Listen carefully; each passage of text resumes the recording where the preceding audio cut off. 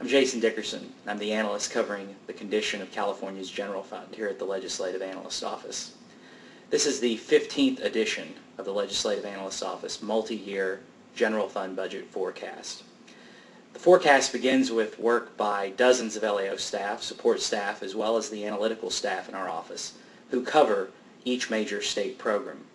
Over the course of several weeks, these analysts look at state revenues and expenditures and provide their updated view based on what's actually happening in state departments and throughout the state of what the state will be collecting and spending, not just this year, but over the next several years. Our forecasts are not intended to be a prediction of what the governor and the legislature will adopt in the coming years as policies and budget priorities. Rather, what we try to do is to look at existing requirements in the Constitution and law and provide a reasonable baseline for what the legislature and the governor can expect to see in terms of revenues and spending based on that current law over the next several years. This year's forecast presents a number of challenges that are unlike those we've ever experienced. The 2009-10 budget plan, as approved by the legislature and the governor last July, included a number of major one-time and temporary solutions, tax increases, as well as spending reductions.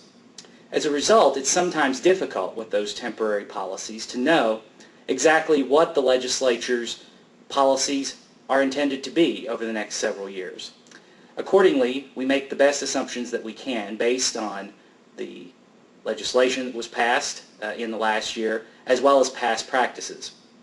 For example, this year the legislature passed measures that specified that the universities, the courts, social services programs, and other programs would no longer be entitled to automatic cost of living adjustments based on inflation each year. This year in our forecast, therefore, spending programs do not receive additional funds in future years based on inflation. Now, if the legislature instead were to provide inflation-based adjustments over the next several years, the budget problem could be several $100 million more than we identify in 2010-11 and about $5 billion higher per year by 2014-15. In addition, the legislature and the governor balanced the 2009-10 budget in part with several $billion of relief from the federal government through the stimulus package. Those funds will be exhausted over the next year or two, and our forecast assumes, for example, that the legislature does not backfill all of those funds to public schools in the state. Now, if the legislature provides funding only at the state's minimum guarantee, but doesn't actually provide a backfill for those federal funds, school districts will have even more magnified difficulty since their sources of funding will be declining over the next 2 years under that scenario.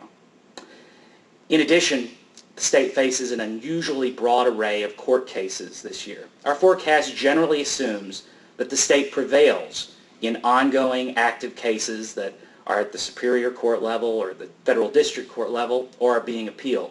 However, if the state loses some of those cases related to the state's use of local redevelopment funds, to state employee furloughs, or other cases, the budget deficits could be billions of dollars higher than we project in any given year. Those are a little bit of the details behind our forecast, and if you have any questions, please feel free to contact our office and we'll do our best to help you.